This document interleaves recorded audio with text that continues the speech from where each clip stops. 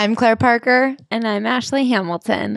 And this is Celebrity Memoir Book Club, the podcast where we take a bunch of texts written in a foreign language, Australian perhaps, maybe even British, and we translate it to podcast. We are the Rosetta Stone of media in those two specific instances. Exactly. And if you say, I would like to read it in its original text, I'm going to go back to school and learn Australian, you do that. You enjoy it, and I hope that you have a phenomenal experience. But if you want our version of the tale in the Clashley's Bible translation, stick around. Also, thank you guys so much for bearing with us with our recent Charlotte, North Carolina date reschedule. I think we said on the last episode that we were changing Columbus. That's not true. Yes, Columbus is still in May. Columbus, Tampa, and Fort Lauderdale are in May, and Austin is in April. And now Charlotte is June 18th. Austin, I think we're coming to next week. So check it out. Also, if you guys want more of us, if you can't get enough, check us out on the Patreon. Also, oh my God, we have brand new merch. It's so good. It's our Idiot from Hell merch. I'm so excited. So we have reissued our old merch that was RIP'd a bit too soon due to a debacle with an embezzling scandal. Not our fault. Someone else was embezzling. We would never. But if you are missing the commuter worm merch, if you miss the very smart worm merch, that is back and better than ever. And we are releasing Idiot from Hell merch, a gorgeous hat and tank to brand yourself as the sweetest little idiot that's ever risen out of hell. Hell yeah. I'm so excited to wear it. It's one of my favorite crop tops that I own. It's like a tank top, and it was what our Y2K worm was on. That'll all be for sale, and we are so excited. Yes. So head to, the links in the show notes for tickets, for merch. It'll also be in our social media, links in bios, etc. Or, Google. Ashley. Yes, Claire. Have you thought about writing a memoir recently? I've thought about it. Is there any story from this week that you think you'd put in there?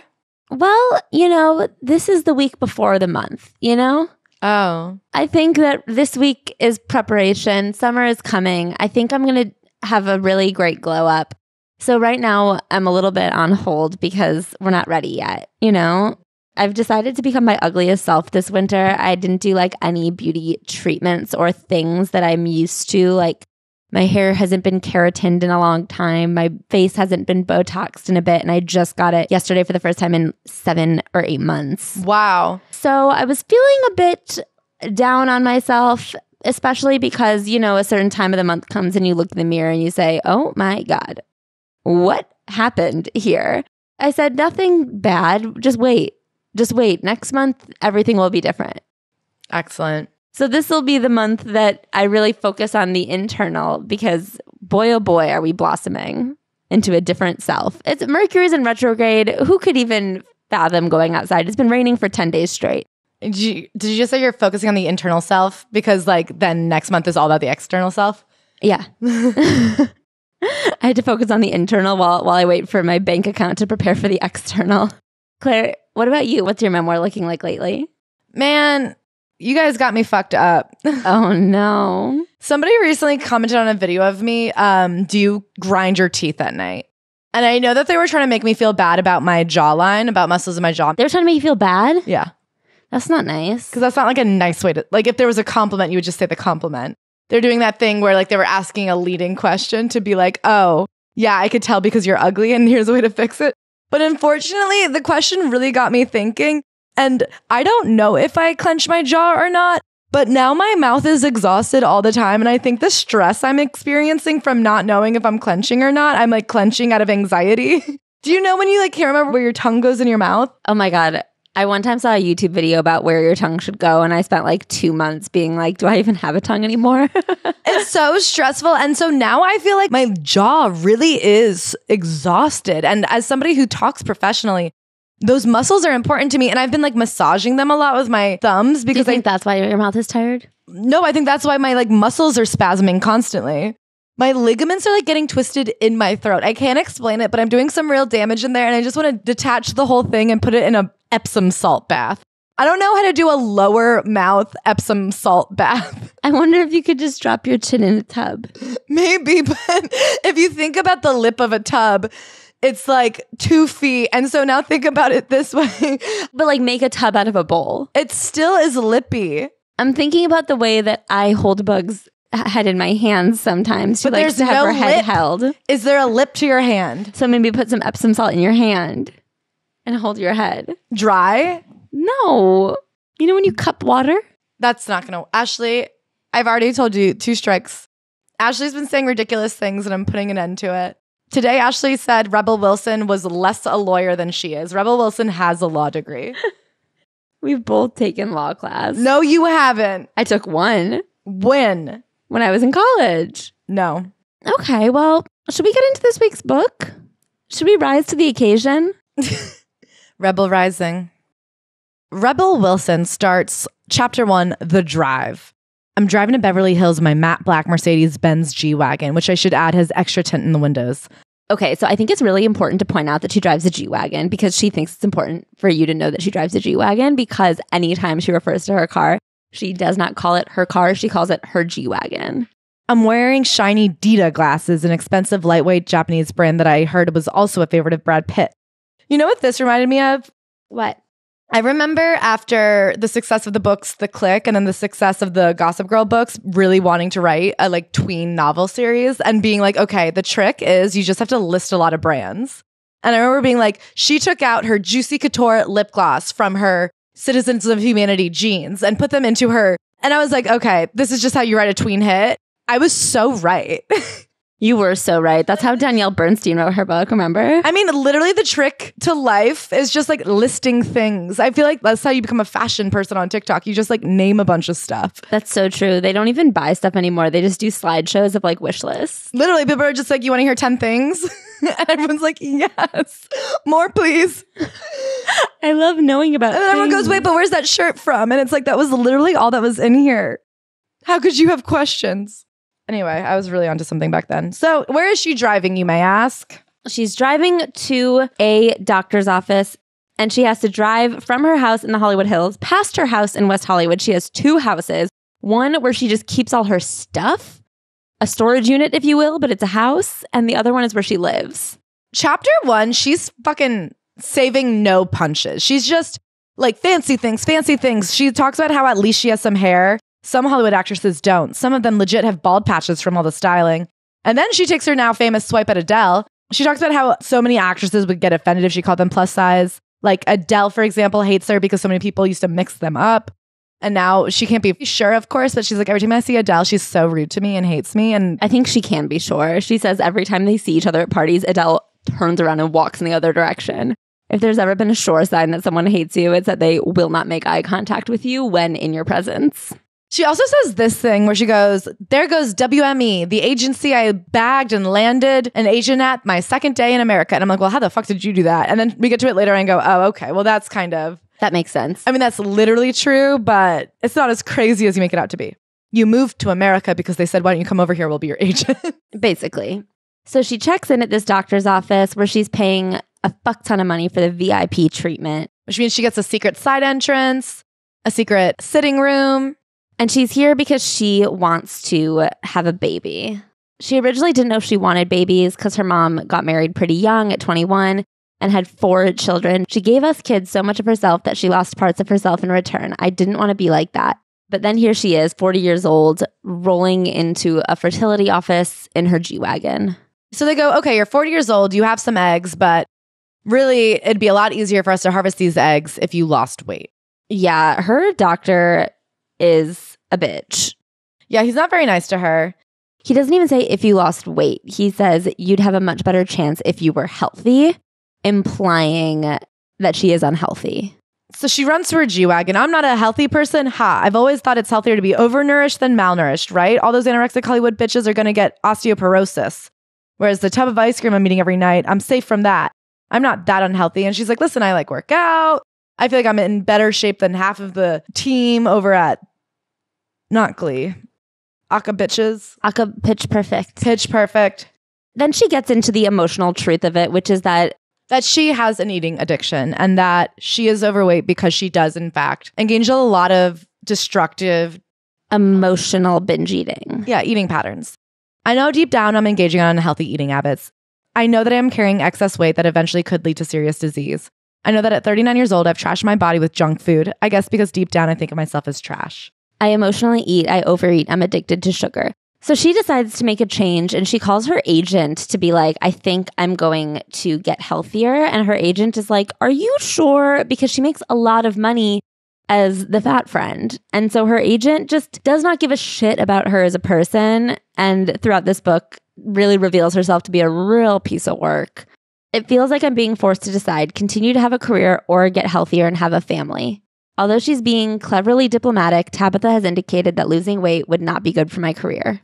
So now we get into Young Rebel. People are always like, what were you like as a child? I bet you were hilarious. No, not really. The truth is I was a very shy, introverted child. This is the beginning of the story, rewinding 4 decades, and here's the origin flashback for you. So she was born to her parents who got married young. Her mom wanted to name her Rebel after Rebel Besacker, but her dad was like, that's crazy. So then her name was Melanie Elizabeth Bounds. She was raised in a family. They're both like real Australian on both sides. She takes a lot of pride in her Australian lineage. I guess her great grandpa on one side was like a Towns doctor that was beloved. And then on her mom's side, she comes from like a long line of dog showers. What kind of dog is it? Beagles. Yeah, she comes from a big beagle family. And she is allergic to dogs.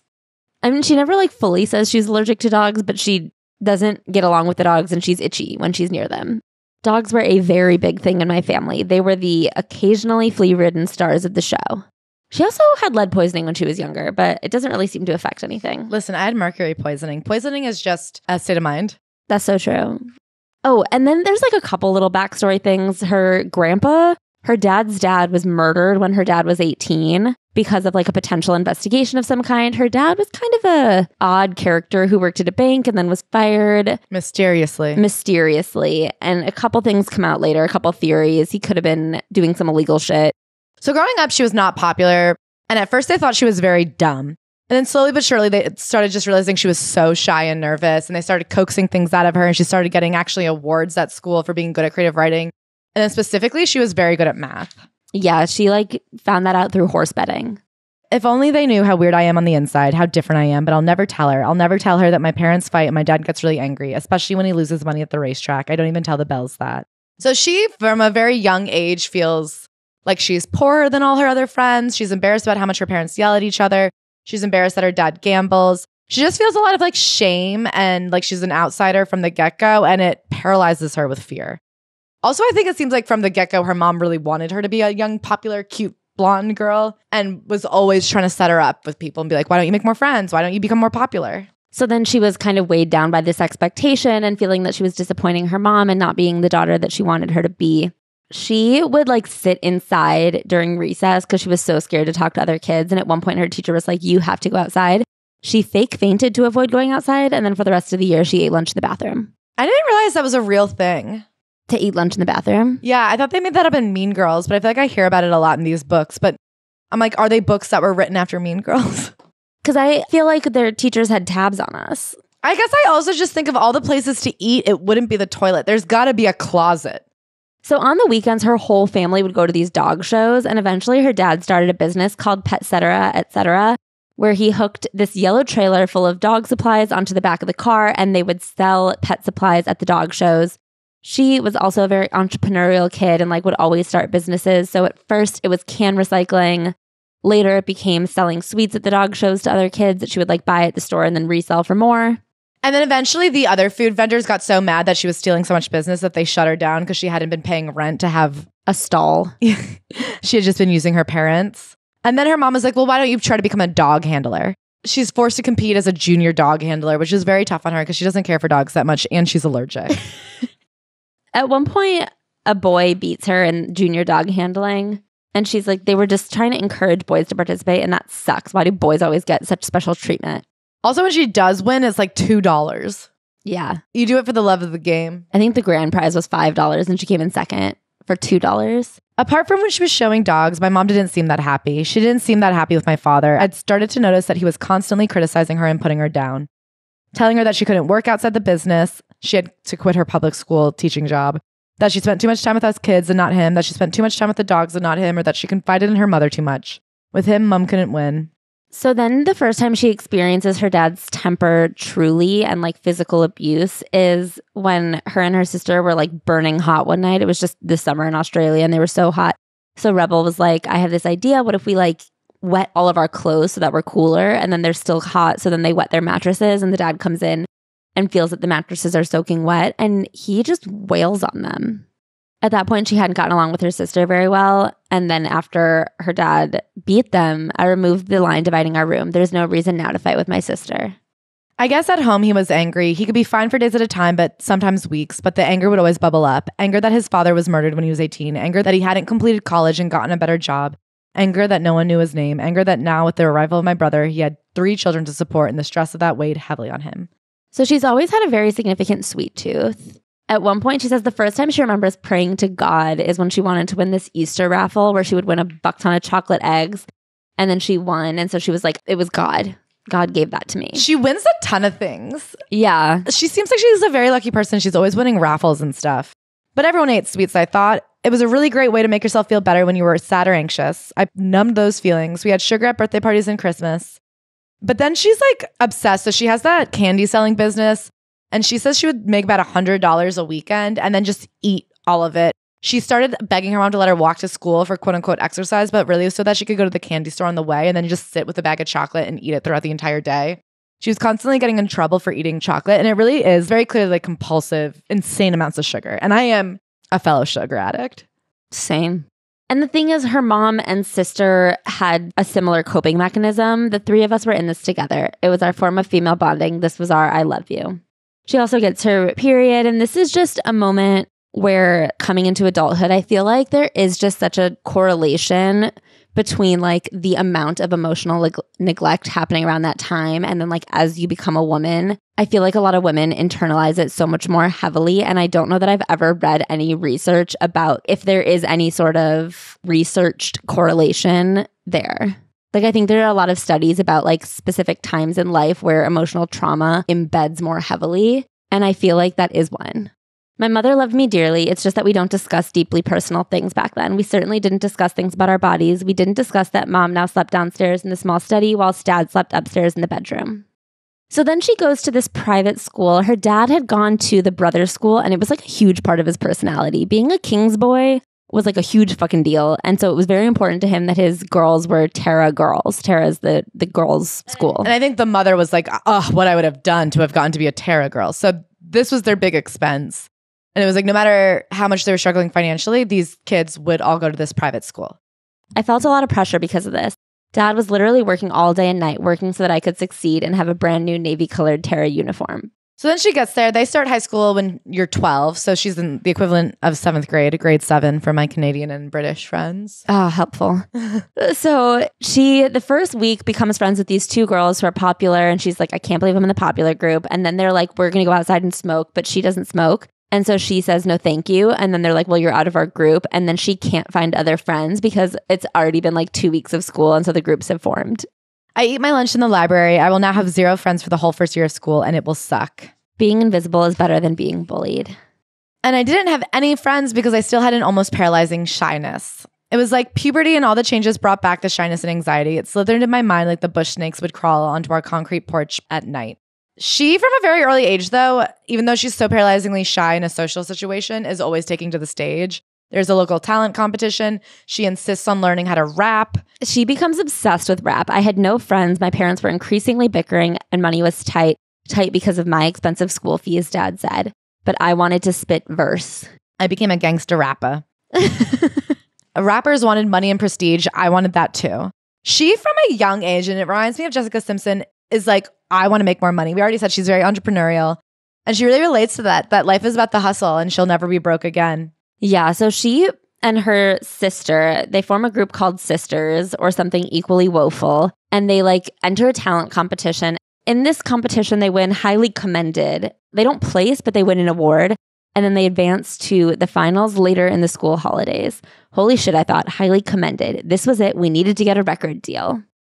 Eventually, they go to the finals, and it just doesn't go well at all. They don't place. They don't get anything. And then on the way home, they pass a 7-Eleven, and they're like, oh, Dad, get us Slurpees, get us Slurpees, get us Slurpees. And the dad turns around and says, I'm going to choke you and kill you if you say one more thing, Melanie. I'm going to throttle you. I'm 12 years old, and worse than being deemed talentless, my own father threatens to kill me over a Slurpee. So now she's in 8th grade and she's still not really making friends. And her mom insists that she join an acting group that's just like a once a week acting class for kids. And she really doesn't want to do it, but she goes and she does the exercises. And for the first time, she really finds that it's so fun and she can't wait to go back. So right before this, she had started to kind of make some friends and they weren't popular girls. They threw like kind of a birthday party for her. She didn't even really know them. They just kind of invited her into their circle via a birthday party. Then she gets thrown into drama class, and at first she did not want to go, but then it turned out to be a great experience, and she starts to come out of her shell. That one weekly drama class gave me an outlet to express myself by pretending to be other people. I could hide behind the characters I was playing and act more confident, and slowly I became more confident. And then through this interesting turn of events, so her mom had these show dogs that she would often audition for commercial gigs, and there was a play, a production of 42nd Street that one of the dogs auditioned for and didn't get. But because the mom wants to see the dog who did win, she buys Rebel and her grandma tickets to go see 42nd Street, and seeing a musical like cracks her open like an egg. I'm so happy I'm crying. It's like the music lifts me out of my seat and my soul is flying around the theater. For the entire show, I forget about all my teenage problems. The dark cloud around me dissipates and sunshine shimmers through. I mean, that's really beautiful. Like, some people never find out that they like something. Now I listen to musicals. So her mom is pretty flaky, and so her dad starts really showing up for shit, and she doesn't really understand what's going on, but she knows it's weird. And her dad starts telling her all these negative things about her mom. Your mother doesn't love you, Dad says. She only loves the dogs. My mom loves the dogs more than she loves me. It can't be true, but when your father is saying it, you tend to believe it. If only momentarily. Dad then spends the rest of the car ride telling me how well he thinks I'm doing and how much he loves me. My parents are fighting all the time. Mom was slowly trying to return to work as a teacher so she could have some of her own income. My father controlled all the finances, but my father was adamant she stay at home. So she also finds this bag of self-help cassette tapes in her dad's car. And she finds all this motivating stuff. She sees this article that says, when you're 15 years old, your personality is your personality for life. For example, if you're extremely shy at 15, chances are you're never really going to overcome this as an adult. Basically, the message was that when you're young, you're still malleable. So she's like, okay, it's too late for my dad to become a different person, but this is my year to change. So she decides to become popular. My number one goal wasn't about losing weight. My priority was definitely to become popular at school. I mean, what teenager doesn't want to be popular?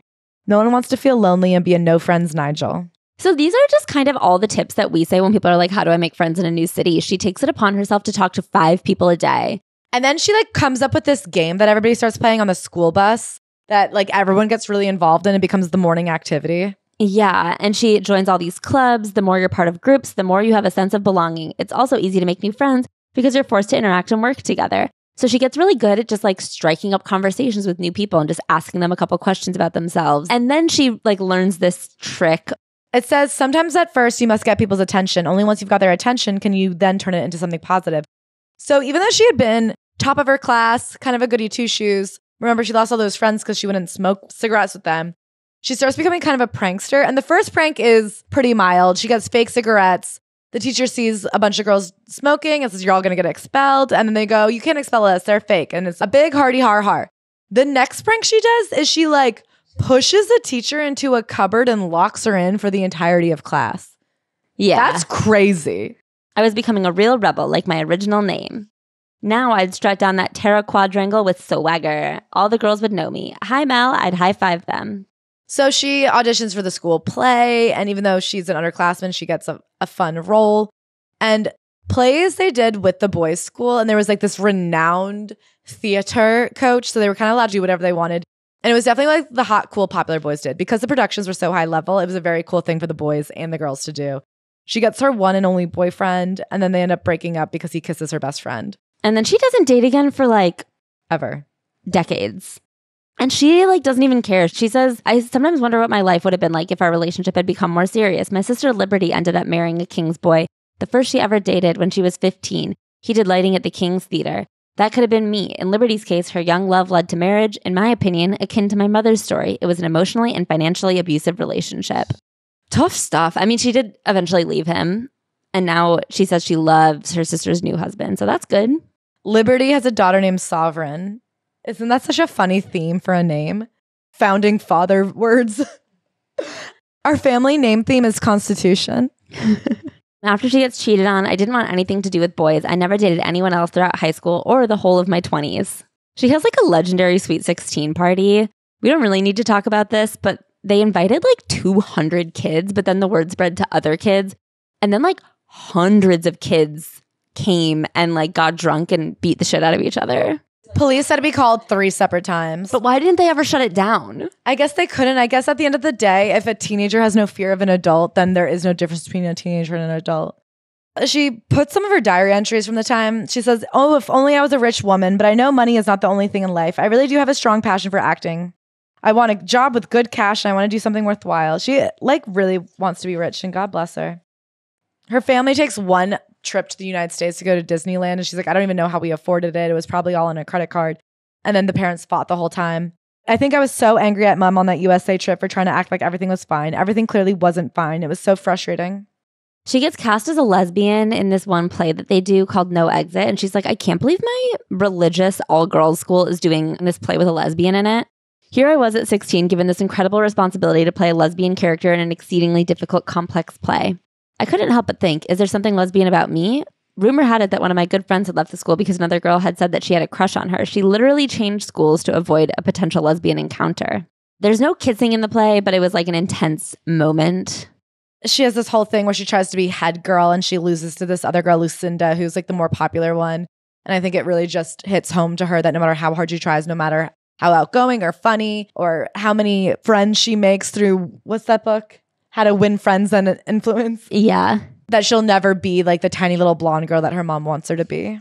She knows that getting a medical degree or a law degree is her ticket to success. So her senior year, she sits out of acting because she really wants to just focus on her exams to set herself up for the top possible future. And she's going to go to the University of New South Wales to do an arts and law double degree. But first, she gets this opportunity to be a junior ambassador and spend a year in Africa. So she goes to South Africa with the Rotary Youth Ambassador Program. So she does this year-long program where she's kind of just hanging out and then going on tours with the other ambassadors where they just go to different parts of Africa. She becomes best friends with this guy named Nick, who she calls Snickers, and I think is like one of her best friends to this day. Yeah. She does a thing I like where she really hangs on to friends. She also says that they were like going to the local high school and they just like sit in the library all day and hang out because they've all graduated high school. And they're like, what are we doing here? Yeah, but through these tours through different parts of Africa, they get like low-key kidnapped and engaged in a smuggling scheme at one point. She also catches full-on malaria. And while being hospitalized for malaria, she has a fever dream that she wins an Oscar. And when she comes to, she's like, no, I have to become an actress. She's like, that was my destiny. Oprah says sometimes the universe whispers. And she was like, that was the whisper. That was the scream.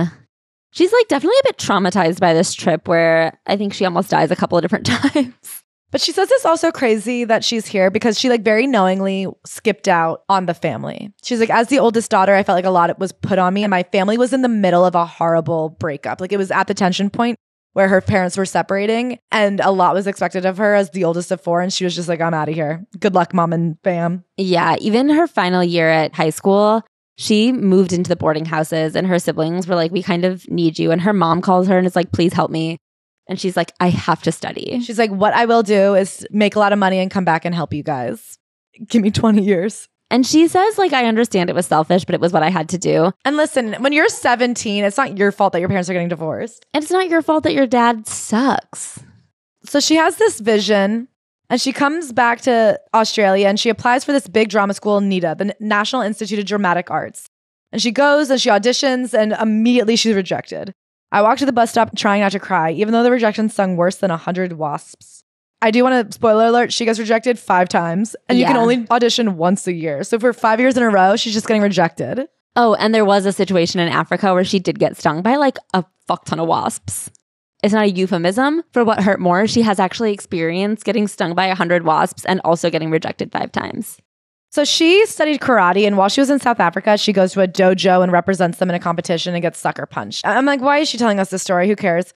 And then it turns out, she goes, quote, when I think back on this story, I feel like it was a bit of a metaphor for a lot of my life. There were times when I was metaphorically punched unfairly in the face.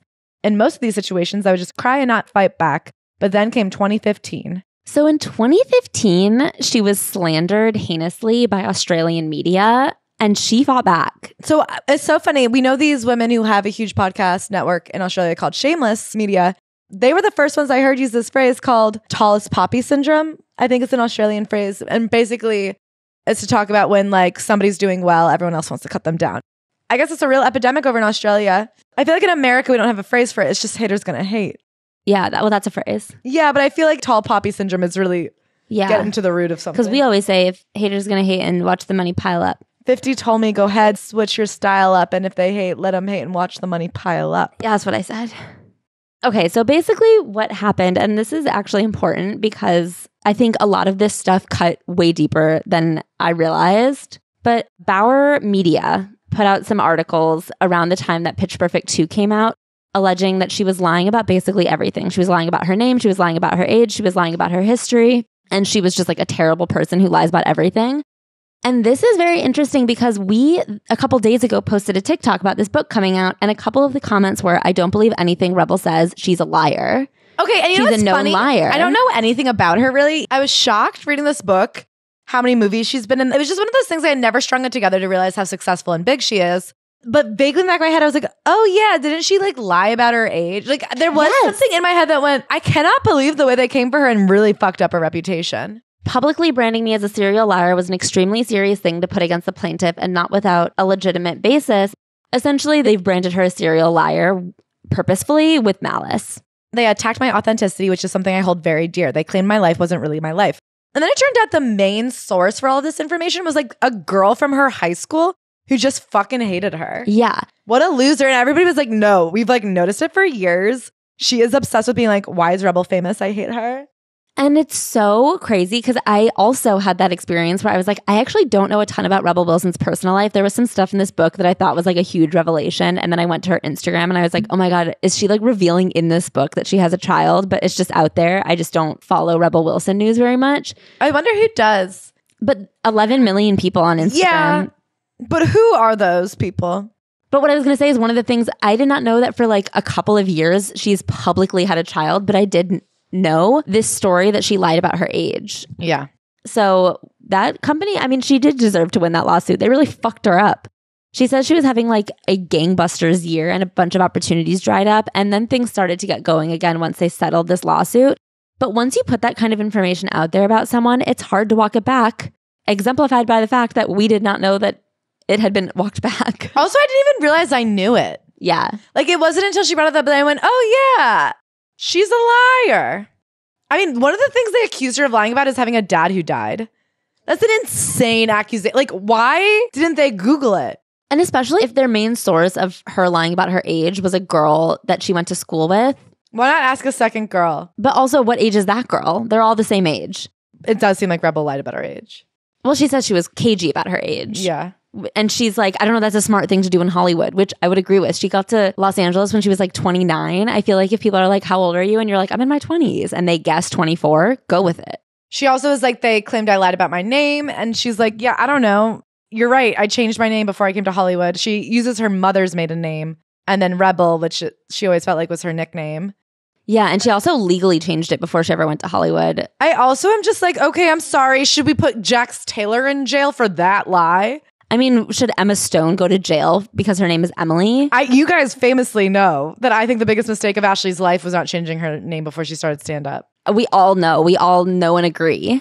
Ashley's mom called her Brock growing up, short for broccoli. Yeah. And she's always like, should I have been Brock Hamilton? And I was like, of course. If you had been Brock Hamilton, this podcast wouldn't exist because we'd be reading your book. I'm sorry. You would be Rebel Wilson who had touched the stars and come back down to earth. I'm sorry. I guess I have nothing to do but win because you wouldn't have known me. You wouldn't have known my sorry ass. So then we go back to a diary entry. She gets rejected from Nita again for the 4th time. She's not dating because she's focusing on her career. She thinks God won't even give her a break. It's embarrassing getting rejected for the 4th year in a row. So instead, she like writes her own play and puts on her own play, which does get her noticed. That's my new phrase, gangbusters. People love that about her.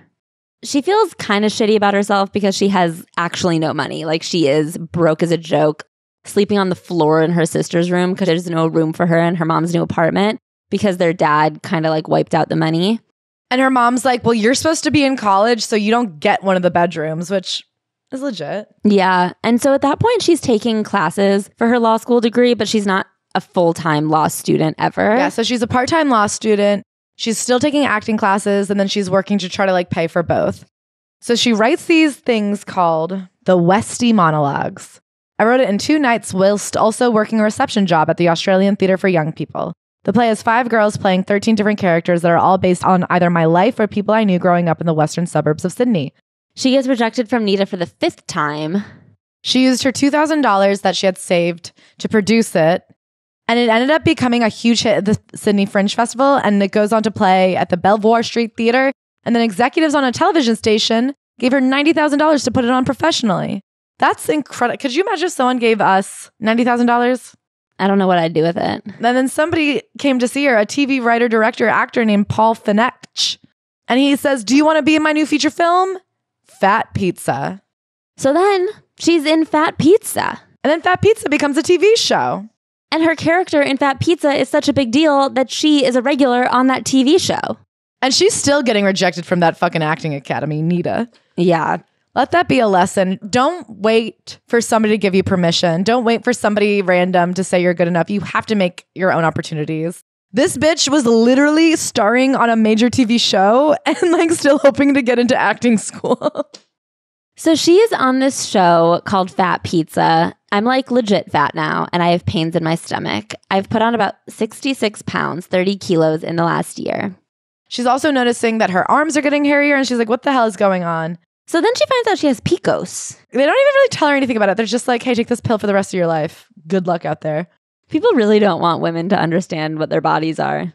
And her mom are clashing more and more every day. Her mom also struggles with her own weight, and it seems like she's really projecting frustration at Rebel for Rebel gaining weight. With all the constant rejection, trying to be an actress, and the constant stress of trying to earn money and keep up with law school, the ice cream is the only thing that's keeping me going. But when she goes home, her mom screams, "You're not having it. You do not need it." But now I have money and amazingly no debt. So she, because of this job, because of the play, she like finally gets herself out of credit card debt. She gets her own apartment. And then she decides to spend $35,000 to take her siblings and her mom on a trip to America and Thailand. They spend time in New York. They go to Washington, D.C. to see the White House. What kind of fucking PR was the White House Tourism Board doing in the goddamn 90s? Or I guess this is the 2000s. Because I cannot fathom flying from Australia and making a weekend trip to see. I don't even want to see the White House. I go to DC regularly. Can I say the way we view travel versus the way people in other countries? Because like Australians are so gung-ho to just like go places. I guess the thing about Australia is you just have to eat it. That if you want to go anywhere, it's going to be a while. Yeah. So they're like just like more down with it. But I'm sorry. If you are from another country and you want to come to the United States and look at the White House, Google it. That's it. It's that, but in real life. Yeah, you can't even really stand near it. There's no reason to go see it. The Easter egg hunt on the lawn is not open to the public. So don't go on Easter thinking you'll meet Joe Biden. He laid all those eggs and they're not for you. But it really does boggle the mind to me. So they go to New York, DC, and they're all sharing one room. And they're like coming in at different periods of the day so that the hotel doesn't realize how many people they're cramming into a single room. Because they must be a family of 6 at this point. And I just want to say, how about you get 2 rooms and don't go to DC? But then they go to Thailand. I'm like, is that on the way? That feels like... I guess it's on the way back to Australia. I guess. I just feel like when I tried to go to Thailand, that was its own feat. It took me 24 hours to get there. It turns out I went the wrong way. When she's putting on the Westy monologues, she has a friend named Lucy, who's a fantastic and endearing actress in the show, and she would get a ton of laughs, more laughs than me. Sometimes I'd watch her and think, why is she getting more laughs? I'd written the roles fairly equally in terms of jokes. She was brilliant, but I also realized that had something to do with her size. People like to laugh at people they don't want to sleep with. She decides that the reason her friend is funnier is that she's fatter, and this like gives herself permission to just gain as much weight as possible for her career, which I kind of think is an interesting train of thought. Yeah. It is interesting to look at somebody and go, well, what scientific reason would somebody think they're funnier than me? I took a class. They said it's because you're fat. That's the only thing you have on me that makes you funnier. I'm going to get fatter and then I'll be the funniest. But I feel like as inappropriate as it is, I feel like they say it all the time on like 30 Rock or something. Remember when Jenna gains weight and Alec Baldwin is like, you have to like gain 60 or lose 30? Yeah. That is like a very true train of thought, which I don't think has to be real, but it's perpetuated by Hollywood. Yeah. Heavily. So mom refuses to allow Fat Pizza to play in the house. She doesn't want to see it because I look gross and she disapproves of my swearing in it. Her mom is really unhappy. that she's famous for like making fun of herself. I was determined, though, to give my character some more depth. I also tried to hold my own among the guys, mainly improving my own lines, hoping to get one joke on camera during a 12-hour workday, because trust me, no one is going to hand you amazing jokes or material. I was in a boys' show, so I had to take their fat-phobic jokes right on my double chin. But then the creator, the guy who found her, goes, "You try too much." And she's like, "What you don't understand is, as a woman, for me to even be considered funny, I have to try 10 times as hard as you. I have to try to do 10 times as many jokes to hope half as many get into the final cut because you guys just don't think women are funny." And then she gets invited to do this sketch show where she'll be writing and acting in it. I guess it's like Australian SNL. It's called The Wedge. I don't think it is because it only lasts for 2 seasons. Okay. I think it's like Australian Mad TV. She also like was trying stand-up at one point to get noticed a little bit more. And then as soon as she got The Wedge, she was like, okay, I'm done. I don't need to do that anymore. When she was cast on The Wedge, she was the only female writer performer employed on the show. And very quickly, 2 of her characters, Lucy and Fat Mandy, become like the #1 sketches on the show, the crowd favorite. And it makes the other men very mad. They say that she's getting too big for her boots. They're really into having women in bikinis. And they say the funniest thing a woman can do is be in a bikini. They're like really disgusting, misogynistic. They're spending all of the show money on strippers and doing cocaine. And so she moves to Melbourne for this show, and they're just like not in season 2. She negotiates for a little bit more money, but they just stop putting her on air. She's like barely in any sketches. She's just like laying on the floor of her dressing room all the time. And finally she confronts one of the producers, and then there's just like nothing they can do. And of course the show gets canceled because it sucks the second season because they're too prideful and obsessed with strippers to like put actually funny shit on the air. So she has this show she's done called Bogan Pride. So she says only 2 people a year get the golden opportunity to have their own TV show in Australia. And at 28, she finally gets the opportunity. This is a line that I would classify as one of her few like deeply out of touch moments. I feel like for the most part, when she like flashes her wealth and her fancy things, she is doing it out of a way to be like, I know you want to know what cool shit celebrities have, so I'm telling you. She's just telling you the numbers. Who doesn't want to know the numbers? I love that she tells numbers. Exactly. Or it's like a little bit tongue-in-cheek, like aware of her own shit when she's like, yeah, I have 2 houses in LA because I had too much stuff for one house. She knows that she sounds like that, but this part being like, finally, my chance at 28. I'm just like, relax. So she makes a show called Bogan Pride. I don't know if we've already explained it, but a bogan is like Australian white trash, she says. And apparently does really well. And then it kind of gets big in Hollywood. Apparently the comedy writers of Hollywood are passing around a DVD of it. It's getting a good laugh. And she has a meeting with somebody from WME, which is one of the big, I guess now we're down to 3. Yeah, one of the big 3 talent agencies. And they're like, if you came to America, I think we'd like to represent you. This is why when she's like, can you believe at my second day in America, I got an agent at WME? And I'm like, well, I guess I can because you went specifically because they said if you come here, we'll represent you. Yeah. And your meeting wasn't the first day because that is just like a lot for one day to travel quite a far way and have a meeting also that day. I had to wait until I finished law school to go, even though I was probably the most recognizable actress in Australian comedy at this point after appearing on 13 different TV shows. There was still something inside me that said, graduate law school. You never know when you might need that. What was supposed to be a 5-year double degree from the University of New South Wales took me 10 years to complete. See, this is why I balk at her obsession with being like, and I'm a lawyer. I guess that she is. She finished law school and I'm proud of her for that. I'm not going to give it to you. I don't know what else you want from someone. Okay, that was another thing in the Rebel Wilson lore is people are obsessed with calling her a lawyer. I won't compare me. But anyway, okay, what I'm saying is I think a huge part of experience is having an experience. Like she never practiced law is what I mean. Yes. Lots of people go to law school. And I think that if you've never practiced law, calling yourself a lawyer is that's why I was like, well, I call myself a lawyer. Both Rebel Wilson and I have practiced law the same amount of days. Before this show goes, she's more lawyer than Portia de Rossi, but less lawyer than me. I'm kidding. Except for about the Portia de Rossi thing. But I will say, like, in comparison, I think there's so many celebrities who are like, when I was in 2nd grade, I wanted to be a lawyer. And then later they're like 32 on the come down from winning an Oscar being like, whatever happened to that little kid who wanted to be a lawyer? When did I give up on my lawyer dreams? Oh, no, it's always like marine biology. The millennial dream. I do think it is interesting, and I will give her credit for the fact that she was very successful at acting and still going to class. That's crazy. That is crazy. To have your own fucking TV show that you wrote, produced, direct, starred in, and still be showing up for class. And to say like, hold on, WME, I'll come to America as soon as I finish law school. I'll give her that.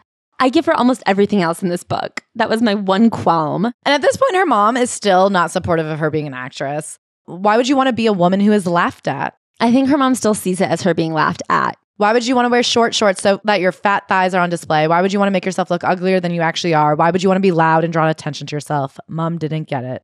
That's so sad. It's so sad because her mom is the nice one. Yeah. So then she sells everything she owns to go to Hollywood for this meeting. The thing is, like you said, this wasn't like an out of nowhere meeting. She has a ton of experiences. She was even, I guess the movie Ghost Rider with Nicolas Cage filmed in Australia, and she was in a scene of it. And I think this was an interesting part. I was instructed not to comment on Nicolas Cage's hair. And in the first minute of meeting him, an actual Hollywood star, I touched his hair and realized it was a wig. This, I think, is interesting because remember in Seth Rogen's book when Nicolas Cage was obsessed with like having drawn on Sharpie hair? That's a memoir I want. And I want like 6 chapters about his hair. Men and their hair. Men and their hair. Andre Agassi. Can I say I'm waiting for Nicolas Cage's hair to be like the O.J. Simpson trial in the way that it like comes through in so many memoirs, and it's something that I'd never really thought about before. But the way that if you're in like, Hollywood long enough, you will have a Nicolas Cage hair story. I think every single book is going to have a Nicolas Cage story in 9/11 or an O.J. Simpson trial experience. Can I say it's not history? It's not hair her story. story. It's the Nicolas Cage hair story. Ain't that the truth? So she moves to LA and she crashes on the couch of a fellow Australian actress named Monique, who used to also be a plus size actress and since coming to LA seems to have lost a lot of weight and then also struggled to find any work. It turns out she's in Overeaters Anonymous, and so it was very difficult for her when Rebel showed up and most of her suitcase was caramello koalas. It was very triggering for her to have that much sugar in the house. She's thinking about dating again a little bit. She's quite lonely. And then she says, no, change your mindset. I'm not lonely. I'm focused. I have to sacrifice no social life, no love life, no worries. I will not have a romantic distraction. I do not want a partner who, like my father and mother's relationship, might come into my life only to destroy me. So she goes to her meeting at WME and they agree to sign her. One of her big things is that she wants to be the female Jonah Hill. She says it a lot. I don't think she knew that he was like a really bad person. Yeah. So they sign her because she is unique. And she's like, wow, me, unique. And they immediately start sending her on like meetings. I think in her first couple of days in LA, she has lunch with like Amy Poehler and Jason Segel. And who's that famous casting director that everybody loves? I forgot, but she... Allison Jones. Yes. Monique is immediately like, what the fuck? You got signed by WME and you've been here for a day and a half? The fact that things were happening for me seemed to boggle her. It seemed to make her more neurotic with her eating. I understand that she feels competitive with this woman, but I also think at this point she can say she won.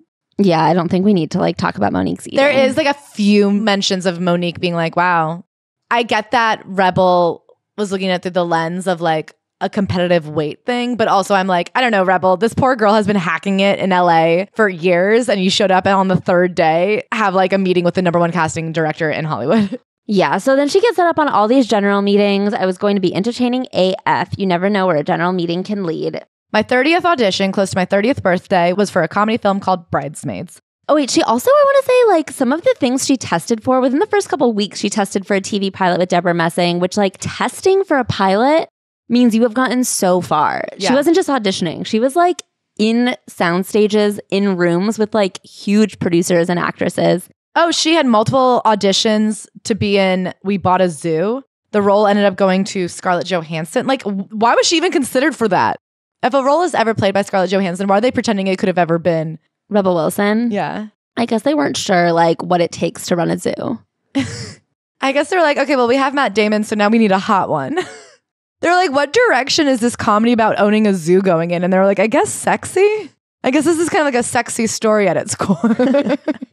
So she ends up getting to be in this movie. She's originally auditioning for the role that Melissa McCarthy gets. And she's like, I knew that Melissa McCarthy was going to get it. They wanted her to have it. You can't beat Melissa at her own goddamn game. She was also like close friends with Kristen Wiig. Yeah, Melissa. So they gave her the role that we end up seeing her in, which is sibling to this guy, Matt Lucas, who was a huge comedy hero of hers. And they end up having so much fun and she ad-libs so much. And it becomes what they call a breakout. Yeah, so they record this movie. She and Matt Lucas become great friends. And he even is like, oh, when my house is done being renovated, you should move in with me. So that's like a great opportunity that she has coming her way to like not live in like a shitty Hollywood apartment that's cheap anymore. But she then has like one horrible year after filming Bridesmaids where the movie hasn't come out yet. No one really knows who she is. She doesn't know many people in Hollywood, and she's living in this shitty apartment still. I don't even think it was a horrible year. I think it was just lonely. That sounds horrible to me. She's getting work. She's working on Workaholics. Little things are happening here and there, but mostly she's alone in her own apartment. She says every month after she paid rent, she'd only have $60 to live on. It was one of the loneliest years of my life. I really didn't know anyone. Monique moved back to Australia. She was just like going on walks and binge eating. Yeah, she was in a really bad binge eating cycle. I was surviving in America on not much money, and it was shitty. I wasn't socializing, so there was no one to snap me out of it. There was no one to witness my terrible habits, so they just got worse. But then she has this breakthrough role, and then everything changes. And then she gets the Facebook message of my dreams. Yeah, but hold on. I want to say one other thing. So then a lot is riding on this role. And like the fact that it was a breakout sensation, I feel like is another one of her lottery wins. For her to be in 4 scenes in a movie where every scene has like a female powerhouse comedian. Yes. And I feel like there are so many people who move to LA and like get a gig. We always say there is no breakout moment. It's all these little moments that lead to something. And of course, she did have like 13 TV shows in Australia. And she did have all these little moments that led to something. But the fact that her first American role was like this breakout sensation is kind of crazy. Okay, so then she gets this Facebook message. It's from Kay Cannon, who wrote something called Pitch Perfect and has a character called Fat Amy. And she's like, no offense, do you think you'd like to do it? And she's like, no offense, I love it.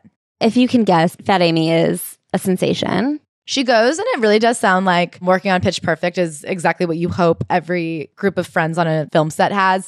It's just like sleeping at camp. Everybody's not that big of a star. The only real star is Anna Kendrick, which, I don't know, she seems like a pill. But everyone's having so much fun. They do 3 months of filming on location in Louisiana. She gets paid SAG rate, which is like the lowest amount you can, which is $65,000. But it's the time of her life. And I think they're all still like best friends. Yeah, they all end up going to her 40th birthday party. And so this film was made for $15 million. And they thought it was just going to be some small like summer camp hit. And it was, I mean, I don't know if you guys have sensation. seen it. It's an incredible film. She loves Adam Devine. Divine. I call him what I want to call him. Okay. I call him that beautiful woman's husband. So they actually didn't even have scenes together, but they'd worked together on Workaholics and gotten along really well. Can I say, I feel like that's a rabbit hole a lot of people have been on. What? Adam Devine's wife. That's so true. And the way that Steak Tooth, I'm like, that's somebody that everybody had a Sunday afternoon where they went, who's this woman? And then just spent a lot of hours being like, and then she graduated Columbia, good for her. ELL girls know. Oh, was she in that? Yeah. Big time or little time? Important, small to medium amount of time. Got it. Key roles that you don't see that often. But anyway, so Bumper and Fat Amy don't have any lines together in the script, but then they were like kind of around each other because of the way the a cappella groups interacted, and they improv'd so well together that the director was like, yeah, go off. And it obviously ended up blossoming into such an important romance. And then she's really hurt that he's sleeping with somebody else on the set. Funny guys don't want to sleep with funny girls. I wanted to sleep with funny guys though, but I was so behind the 8 ball on dating and a love life that I just tried to forget my urges. I could barely have a proper off-camera conversation with Adam because I thought he was so cute. Listen, you're allowed to be mad that he's fucking some other girl. And I'm not saying if you had talked to him, it would have been you. But it is funny to be like, of course, she gets to fuck him. The one who can have a conversation with him. So she talks about being on this set and just feeling so confident and just the irony of playing this sexually promiscuous, confident woman when she herself is so protected. She's actually a virgin until she's 35 and nobody knows this about her. She also was like constantly called brave for like existing on screen as a fat woman. People would come up to me in the street and say, I want to thank you for being so brave. She's having fun and she's coming into her own, and she loves the stylist for taking care of her, but there's part of her that it's eating at her. And when she gets home from the shoot, she like falls into a deep depression because she went from this incredible experience to then squat. Being back alone in LA. And I also want to say one other little tidbit. Did you know Esther? I am obsessed with this. Is the memoir I want. Okay, Esther Dean, who is in Pitch Perfect, apparently is an incredible songwriter and in negotiations to have her songs be a cappella versioned in Pitch Perfect. She like negotiated a role for herself as one of the Bellas, which is awesome. And so then I went down a rabbit hole to look up what songs she wrote, and it's all the good ones. I thought Rebel Wilson was just being nice when she's like, if you've ever heard a good song, it was written by my friend Esther. No, I was like, sure, everyone says that. When you Google it, it was like she wrote these 4 songs and then 114 others. And they're Countdown by Beyonce, for Christ's sake. S&M by Rihanna. Rude Boy too, I think. I mean, she's done a lot for Rihanna. Katy Perry, Firework. Like for literally everyone. She did Pills and Potions by Nicki Minaj. Anyway, Esther Dean, if you're listening, you're my hero. So she's having the time of her life. She's working really hard on set. When she's not working hard on set, she's writing her own shit because Amy Poehler said, listen, you must generate your own work. No one's just going to hand you an amazing opportunity. You have to create it for yourself. That's incredible advice. So even though she's working 16, 17-hour days, she's going home on the weekend, she's going home at night, and everyone else is going out and partying, and her and Esther are writing. Esther is writing the next biggest hit you've ever heard. And she's writing Super Fun Night, a sitcom that eventually gets picked up. No one's ever heard of. I do remember it, kind of. But it was during that period of time where I was circling stuff in Entertainment Weekly. That's not Pills and Potions. So then she talks about at one point, she's working so hard and so stressed, and she has one solo, and she's so nervous she doesn't sleep all night, and then she wakes up and has bronchitis, and they have to come and give her steroids, and she's obviously kind of a no drinking, no drugs type person, but she lets them do it because she knows in that situation, it'll cost them hundreds of thousands of dollars to not, the show has to go on. We know that from Stephanie Tanner's memoir. Exactly. No one can take a day off sick because it costs so much money. And so then she kind of has this thing about being like, so every story you've heard about what they're doing to these kids, like the Judy Garland stories of the uppers and the downers, they're definitely true because they came over. She's like, one time I went to the hospital with a concussion and they were like, cool, you ready to shoot though? Yeah. And she talks about how finally when she was 36 years old on Pitch Perfect 3, she had done 15 takes of this one scene and it was the middle of the night and she was freezing cold. And finally they were like, okay, let's line it up to take it again. And she goes, no, I'm done. It took her until she was 36 years old to be like, it's so cold out. You have to have gotten the shot. And this is crazy. It seems to have come from a place of the director herself did not know what she wanted. Yeah. And that's not fair to take out on your actors. Pitch Perfect was released September 28th, 2012. This was the day my life changed forever. This was the day I instantly became internationally famous. And she talks about how she can't even fathom becoming famous when you're young because it changes everything so quick. The way that everybody suddenly, like your life does change. Suddenly she's hanging out with Julia Roberts. Suddenly she's going to A-list parties. Suddenly everybody knows her. And even if she has a hat on, she can't go to the grocery store without having somebody take a selfie. She says there are like some huge ups, like you get invited to such cool shit and you get free shit all the time. But then there are obviously what we know of as the downs. You lose your privacy. The other part is this enormous pressure you suddenly feel. Am I worthy of success? Am I good enough? Am I deserving of all this acclaim? How am I going to keep up this level of success? So Super Fun Night gets picked up and I don't know what really happened here, but she keeps being like, they didn't really know me and I was so young. And I'm like, I think you were 33. Well, she says that at the beginning, they kept being like, it's your show, do what you want. And then as they like got further into production, they kept on just kind of like walking all over her and she didn't know how to stand up for her vision. And she says that like the other producers that they kind of assigned and the other showrunner that they assigned like just did not really understand what she was going for with this show. And so it became kind of a mess. Also, 2 weeks before the show was set to start production, her dad dies. So now she gets into a relationship with her dad. Her parents went through a really, really, really messy separation. They never ultimately got divorced, but they were separated. And it seems like the legal battle went on for about 7 years. The dad took the business, the dad took the house. The kids were all like scraping by in some tiny apartment. They couldn't afford the electricity all the time, and he bought himself a Mercedes. He also was abusive. Yeah. But for 7 years, he really took their mom to the cleaners and left her with nothing and made sure the legal bills kind of soaked her dry and didn't come by often and wasn't very nice.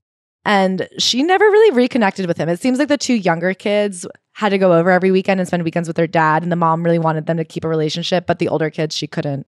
Like they knew too much. And so when she moved to America, she wasn't really speaking to him.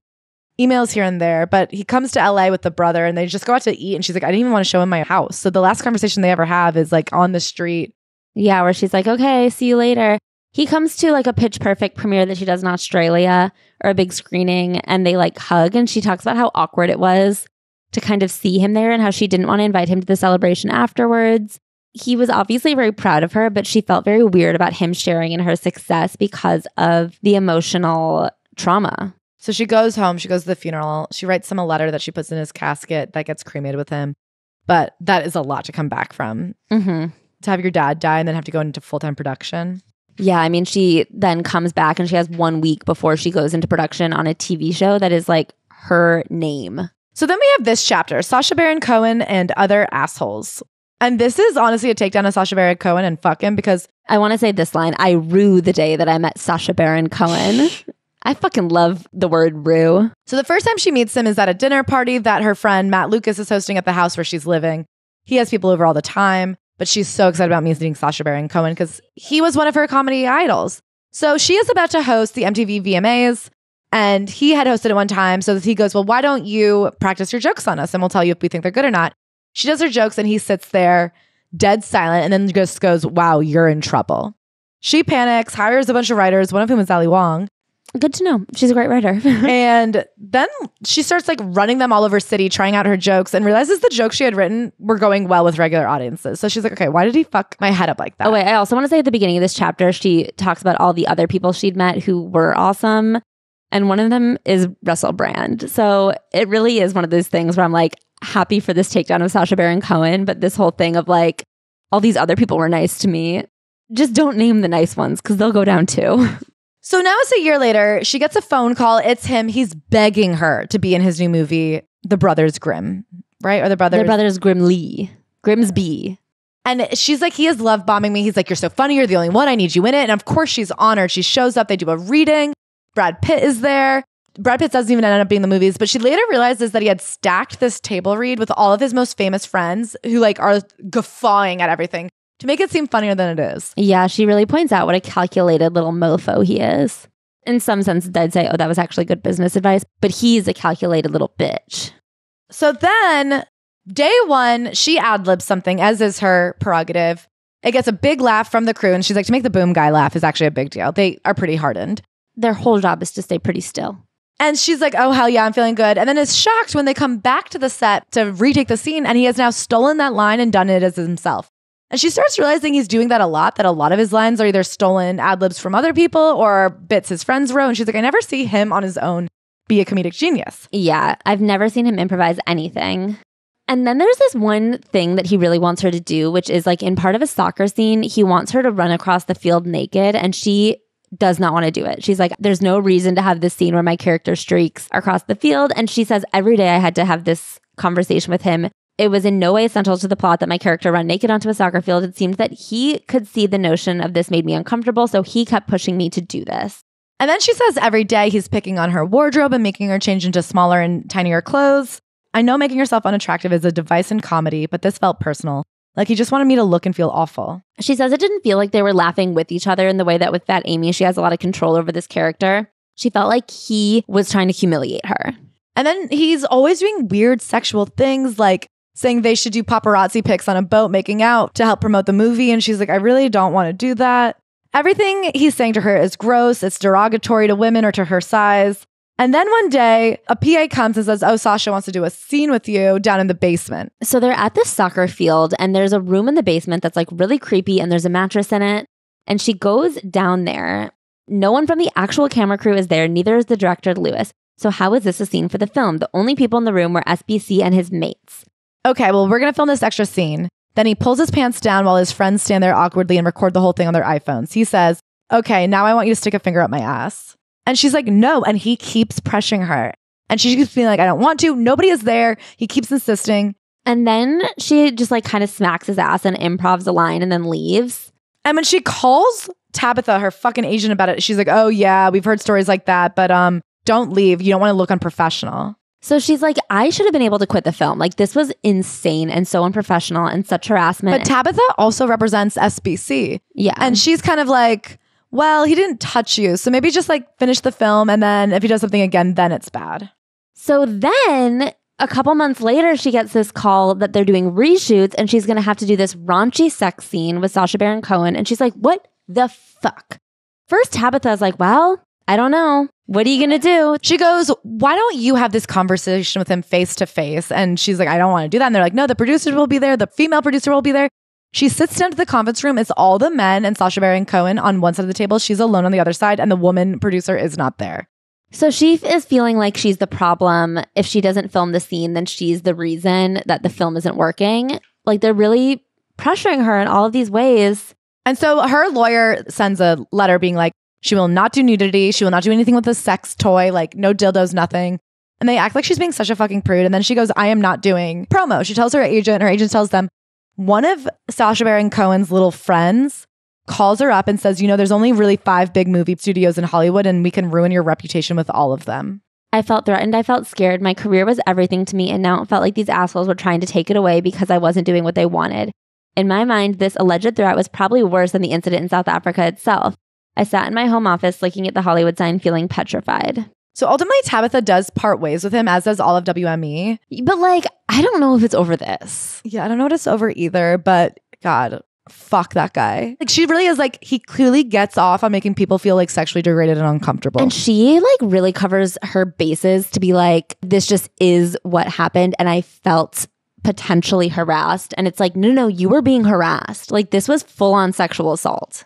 So now it's 2015. She's at this place called the Biggest Loser Resort, which I don't understand how medically anyone could even recommend working out for 8 hours a day for a full week to try to lose weight. Like, why would anybody think that that would be sustainable or helpful? I don't know. But she's trying to lose weight, and she has decided that she just wants to lose the weight. And she's like, I'm happy with myself and I love myself, or I want to love myself. But she's like, it's dishonest to say just learn to be happy and love yourself when the reason she has gained so much weight is because she is engaging in very self-destructive behaviors. And then she decides that this is the year that she's going to get a boyfriend. And this is where she finally admits, I didn't lose my virginity until I was 35 years old. I was a late bloomer. I was terrified. I'd kissed more people on screen than I'd ever kissed in real life. And seeing as I'd waited this long, I wanted to really love the person I was going to sleep with. I was quite shy and reserved. I wasn't as sexually as confident as Fat Amy and Robin. I mean, that was also her character in How to Be Single opposite Dakota Johnson and Leslie Mann. So at this point, she is a movie star and people are hitting on her constantly. Like, hot waiters are giving her their numbers. And I was like, why aren't you just fucking these hot guys? And she's like, I don't know. But the secret is she's nervous. So she's terrified to like finally have sex. She tells this one story that she gets invited by a friend to a tech billionaire's party. It's Victorian era themed. So everyone is in these elaborate outfits and there's like jousting on the lawn.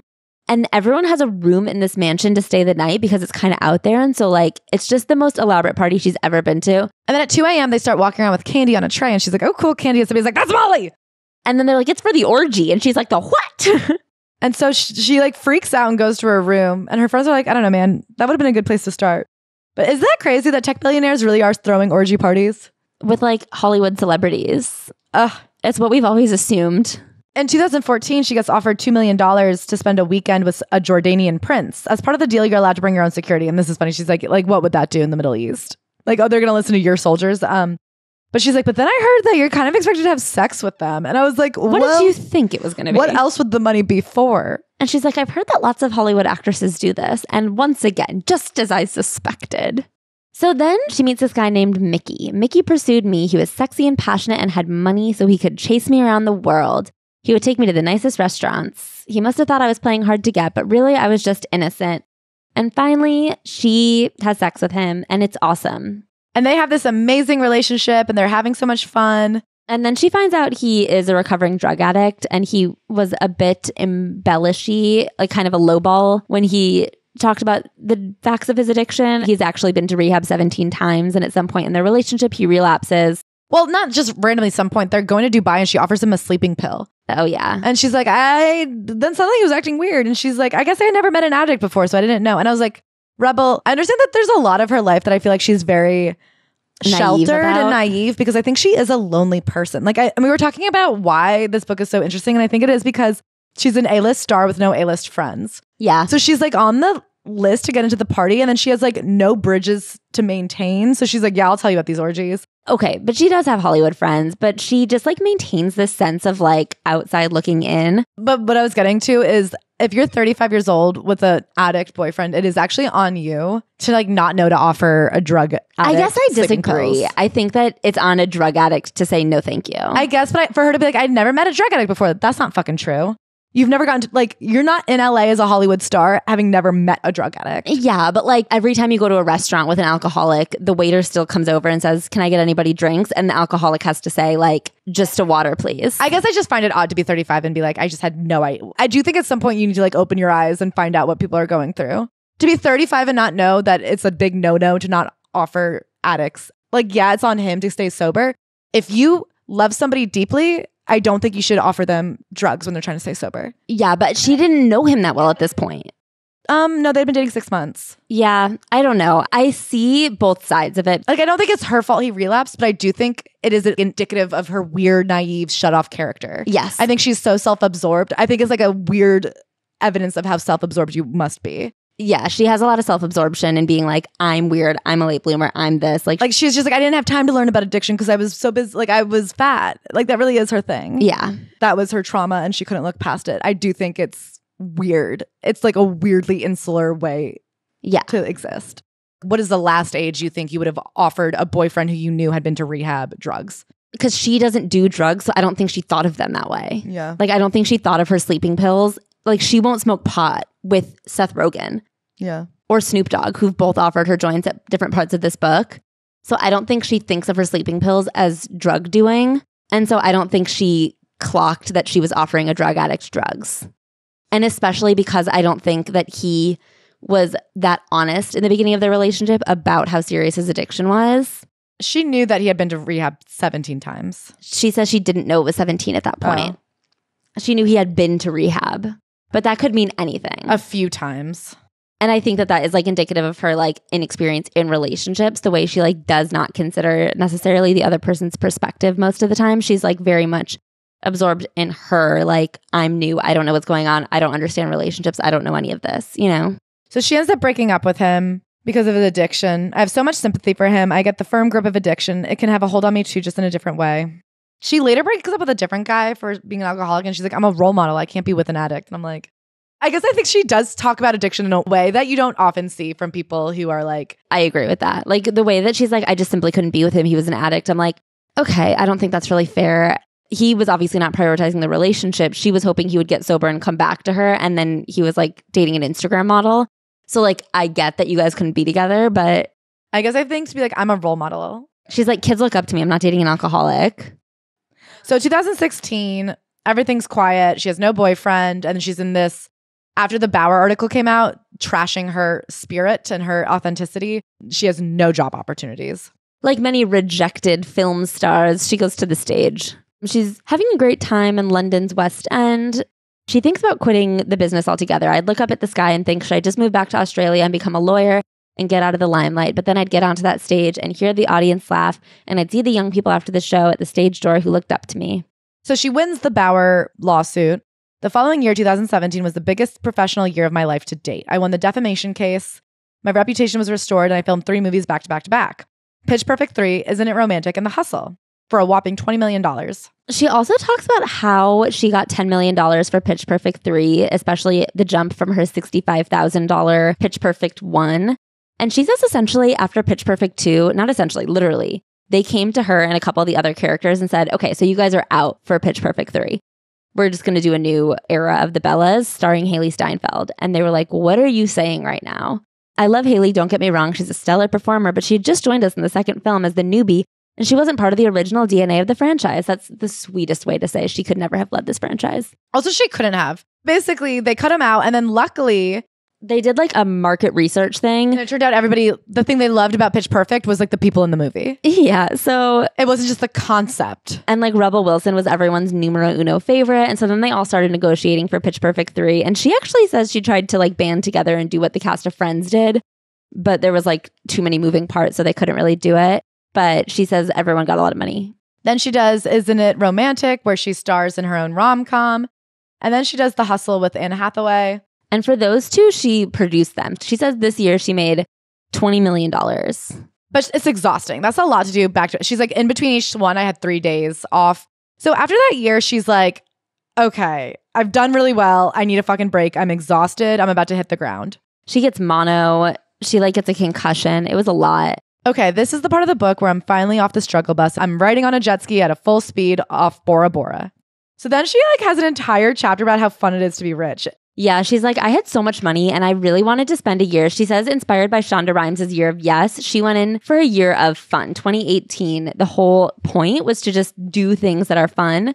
And she worked a little. I think she did 1 month. I mean, she did Jojo Rabbit, which is like not nothing. It's not nothing, but she only worked for a month. Yeah. And she makes this friend named Carly, who is just like such a great Hollywood rich girl best friend. Because she keeps being like, why don't you just ask if we could go for free? So they go to Bora Bora and get free rooms. Then they go to this like spa in Austria and get free room. Like she's just like, I bet we could go for free. Let me ask. Yeah, it's so wild because it doesn't feel exploitive because she's not being like, Rebel, buy me stuff. She's being like, Rebel, use your name to get free stuff and bring me as your +1. Yeah, it's just so fun. And like Carly loves to like just party and flirt and She like really helps Rebel like kind of get out of her cage. They go to Aspen. They meet all these Snapchat guys. Carly ends up marrying one of them. They like make these lists of what they hope their partners will be. And one of these Snapchat guys that they're going on dates with meets all of her qualities. And she's like, wow, Carly manifested love. I definitely succeeded in my year of fun. If I dedicated a whole year to now finding love, could I manifest it? So 2019 is her year of love. And she decides to say yes to every date. And she goes on like 50 dates. She starts listening to Love and Sex podcasts. It turns out she had never even had an orgasm. But she's saying yes to all these dates. And she ends up going with this guy, Jacob Bush, heir to the Bush fortune, who's also pretty hot.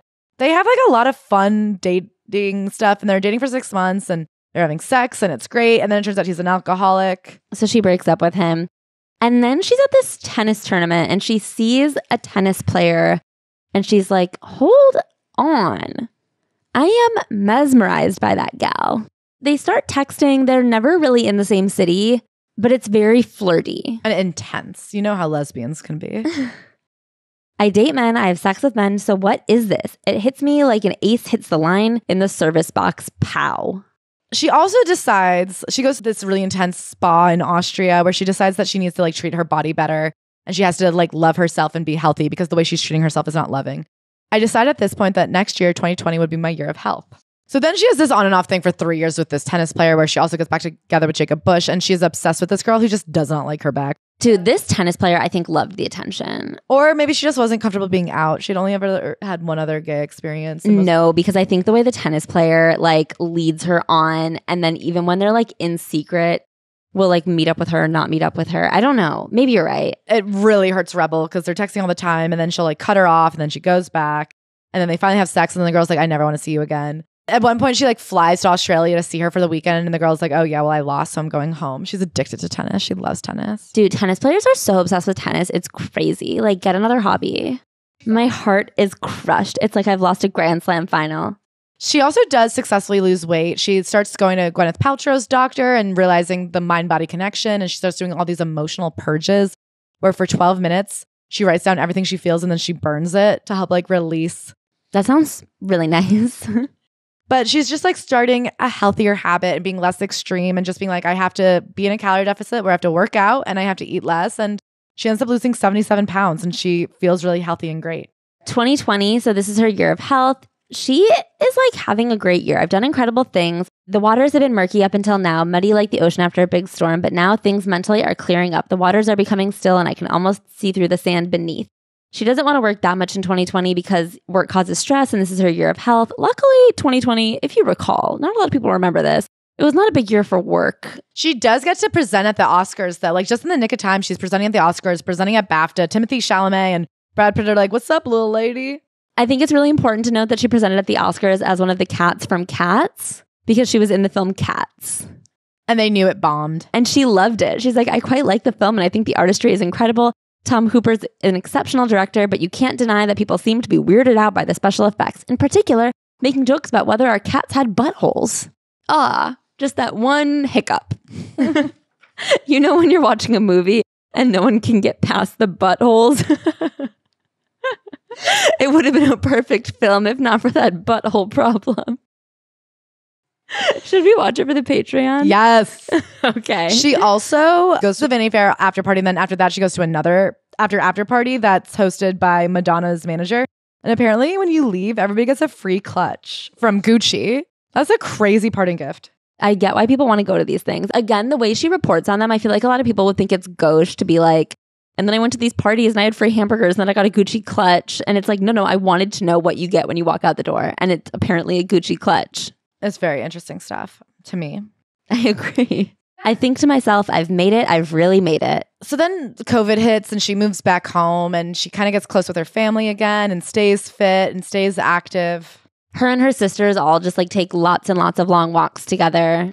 She also like has this pretty consistent like back and forth in her mind of when things are going well. She's like, maybe I should just stay the fat rebel that people have made very successful, or should I like put myself first and just like focus on my mental and physical health? And then she like through COVID is able to, and like, again, I think she does a good job of acknowledging that this was not a good time, but during this time she was able to really focus on herself. So then she decides she wants to make a baby. So she goes to a new female doctor. She does 3 rounds of egg retrieval. She gets 18 eggs. She finds a sperm donor. She gets a ton of cum. She buys tons of cum, and it turns out she's only able to get 1 embryo. But she finds a surrogate. They implant it. All things go. And in the meantime, she falls in love with this woman, Ramona, that she set up with. She ends up getting a second embryo after another retrieval, and the first embryo does not implant. And then the second one does. And she finds out as she's starting this relationship with this woman, Ramona, who she meets through a friend of a friend. They've both had similar tumultuous love lives. And this guy that they're friends with is like, you guys really would get along. And as soon as they start talking, they just like connect like magnets. Mm-hmm. And so around this time, again, she implants the second embryo in another surrogate. It does implant. So this relationship, they have 1 week together before she gets stuck back in Australia for visa stuff. So that they have 1 week of like super romance, then 7 weeks apart, and then they come back, and then they just go like headfirst into like, we're in a relationship. And then she tells Ramona that she's pregnant via surrogate. And then Ramona's like, yeah, I'll raise this baby with you. After about a year, they get engaged. She's like so worried throughout the book that if she starts losing weight, she'll not be funny. She really only gets not funny when she's in love. The way she keeps calling Ramona my Disney princess, I can't with Disney adults, man. We left out a lot of Disney from this book, but she is like a full-blown Disney adult. She proposes at Disneyland. They end up having a little baby named Royce. They love her. They think that their surrogate's drinking, but good news, it's a false alarm. So the baby is happy and healthy. At one point, a Australian tabloid guy wants to out them as in a same-sex relationship. Even though they've been going to red carpets as a couple, it just wasn't like fully public info. She had told her family kind of one at a time. It just wasn't what she expected because she said, you know, I've always liked men. I've always been attracted to men. So it felt easier to just be with men. You know, her mom was very happy with it. Her family was very happy with it. Ramona's family was not as accepting. So that was hard. And now they're a family. Pretty cute. Thoughts? I really liked this book. I can't speak for everyone, but I think that there are some topics in here that people take very personally, and I think she did the best she could with them. She like gave us some fucking tea. I think fuck Sacha Baron Cohen.